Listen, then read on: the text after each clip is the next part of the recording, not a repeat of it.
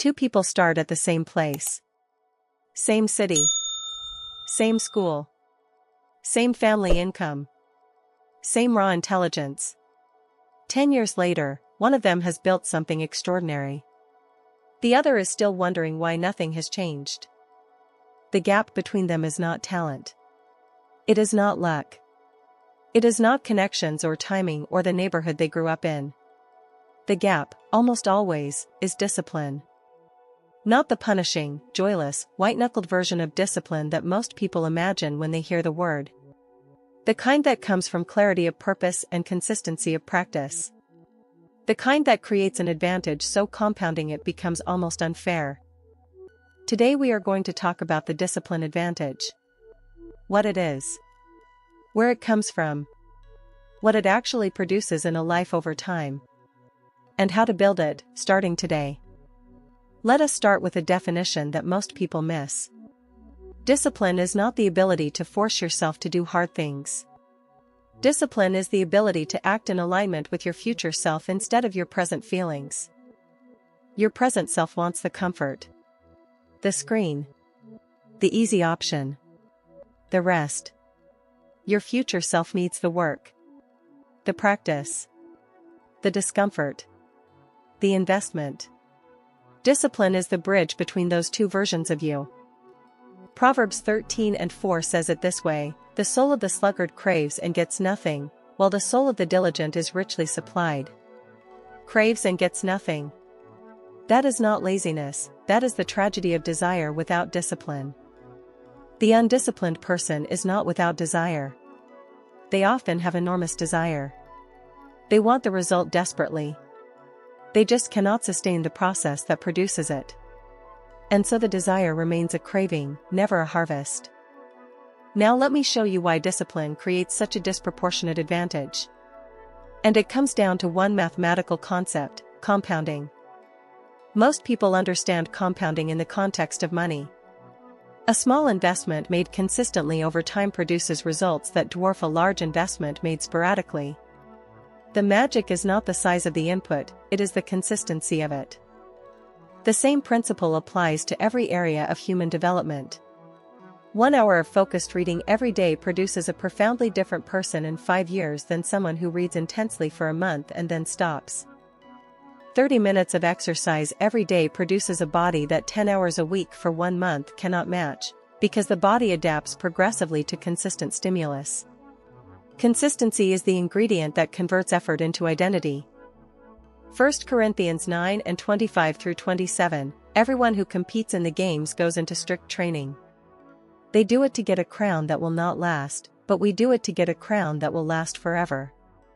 Therefore I do not run like someone running aimlessly. No, I discipline my body and make it my slave. Paul used the image of an athlete in strict training. The athlete does not wake up each morning and ask whether they feel like training. They train because training is who they are. The discipline has moved from decision to identity. And that shift, from I am trying to be disciplined to I am a disciplined person, is the most important transition in the development of the discipline advantage. Because once discipline becomes identity, it no longer costs willpower. It costs nothing. It is simply who you are. Now let me show you the 4 areas where the discipline advantage produces the most dramatic, most visible, and most lasting results. Because discipline without direction is just suffering. You need to know where to apply it. Area 1, the discipline of time. Time is the most democratically distributed resource on earth. Every person alive, regardless of wealth, talent, or circumstance, receives exactly 24 hours each day. What separates outcomes is what people do with those hours. The disciplined person treats time as a non-renewable resource that must be invested, not spent. They plan their days with intention. They protect their highest value hours from the lowest value demands. They say no to good things so they can say yes to great ones. Ephesians 5:15-16, be very careful, then, how you live, not as unwise but as wise, making the most of every opportunity, because the days are evil. Making the most of every opportunity. That is time discipline with a theological foundation. Area 2, the discipline of attention. We live in the most attention-fragmented environment in human history. Every platform, every notification, every headline is competing for the most valuable thing you possess, your focused attention. The person who can sustain deep focus for 2 uninterrupted hours will outperform the person who works for 8 hours but checks their phone every 7 minutes. Not because they worked more. Because they actually worked. This is why the discipline of protecting your attention, turning off notifications, guarding your mornings, creating environments of focus, is not a luxury for monks and elite athletes. It is the basic requirement for doing anything excellent. Area 3, the discipline of the tongue. Proverbs 18:21 says, "Death and life are in the power of the tongue." Most people apply discipline to their bodies and their schedules. Almost nobody applies it to their words. The disciplined person thinks before they speak. They do not say everything they feel. They do not share every opinion. They do not react to every provocation. They understand that words are seeds, and that every seed produces a harvest, whether wanted or not. The person who has disciplined their tongue has a compounding advantage in every relationship, every negotiation, every conflict, and every conversation. Because the rarest thing in the room is almost always the person who knows when to be quiet. Area 4, the discipline of the mind. Philippians 4:8, "Whatever is true, whatever is noble, whatever is right, whatever is pure, whatever is lovely, whatever is admirable, think about such things." This is not a suggestion. It is a command to discipline the mind. What you consistently think about determines what you consistently move toward. The undisciplined mind drifts toward fear, comparison, resentment, and distraction. The disciplined mind is directed, intentionally and repeatedly, toward what is true and what is possible. And the discipline of the mind includes the discipline of what you consume. What you read. What you watch. What you listen to. Every input shapes the mental environment, and the mental environment shapes every output. Now I want to address the most common objection to everything I have said so far. And it is this: I am just not a disciplined person. I have tried before and it has not worked. Discipline is not natural for me. Let me say something clearly: discipline is not a personality trait. It is not something you are born with or without. It is a skill. And like every skill, it can be learned, practiced, and developed to levels you cannot currently imagine. The research on self-regulation is unambiguous. People who appear most disciplined are not people with superhuman willpower. They are people who have designed their environment and habits so that discipline requires the least possible amount of willpower. They do not resist the cookie, they do not buy the cookie. They do not fight the urge to scroll, they put the phone in the other room. They do not battle the snooze button, they put the alarm across the room. Structure replaces struggle. This is what Romans 13:14 means when it says, "Make no provision for the flesh."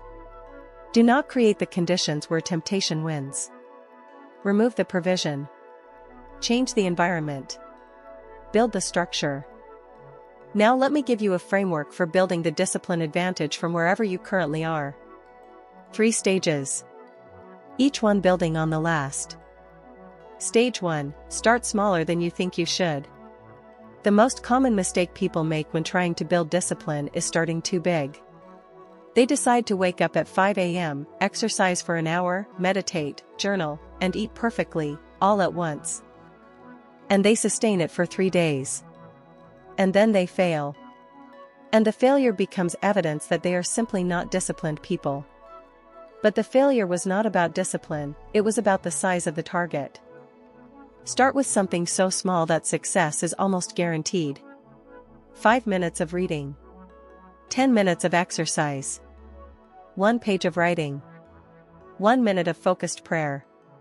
The goal at this stage is not results, it is the building of identity through repetition. Stage 2, protect the streak above protecting the performance. Missing once is recoverable. Missing twice is the start of a new habit. The person building discipline must become almost obsessed with not breaking the chain of consistent action. The most important rule for building lasting habits is this: never miss twice. One miss is a mistake. Two misses is a pattern. Protect the streak above protecting the quality. Show up badly before you stop showing up.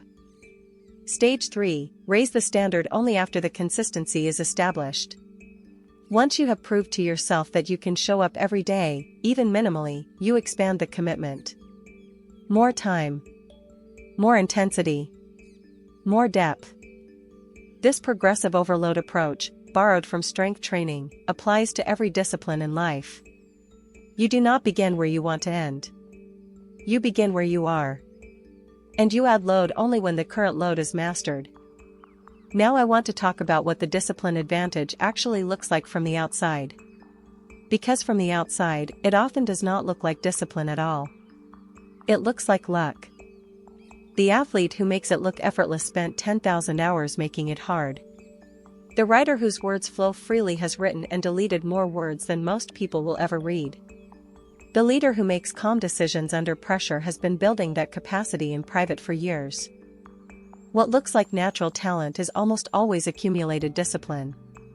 What looks like a lucky break is almost always the intersection of consistent preparation and available opportunity. Luck is what happens when preparation meets opportunity. Galatians 6:9, let us not become weary in doing good, for at the proper time we will reap a harvest if we do not give up. At the proper time. The harvest has an appointment. It is coming. But it will only meet you if you have not stopped showing up. And here's what I want you to carry with you. The discipline advantage is not about being harder on yourself. It is not about eliminating rest or joy or spontaneity from your life. It is about building the internal infrastructure that makes your life increasingly excellent over time. It is about becoming the kind of person whose choices are increasingly aligned with their values. Whose actions increasingly reflect who they actually want to be. Whose life, looked at over a decade, shows a clear upward trajectory. That person is not a superhuman. They are not running on willpower alone. They have simply made the same small, right choices, consistently, faithfully, quietly, for long enough that those choices have compounded into a life that looks remarkable from the outside. Hebrews 12:11, no discipline seems pleasant at the time, but painful. Later on, however, it produces a harvest of righteousness and peace for those who have been trained by it. Trained by it. The discipline trains you. The discipline does something to you. It builds patience. It builds self-respect. It builds the quiet confidence of a person who knows they can be trusted, by others and by themselves. It builds the character that sustains the success that cannot be built any other way. Start today. Not Monday. Not next month. Not after the circumstances change. Today. With something small. With something consistent. With something that your future self will look back on and be grateful for. The discipline advantage is available to you. It has always been available to you. The only question is whether you will choose it, today, tomorrow, and the day after, until the choosing becomes the person, and the person becomes the life you always knew was possible.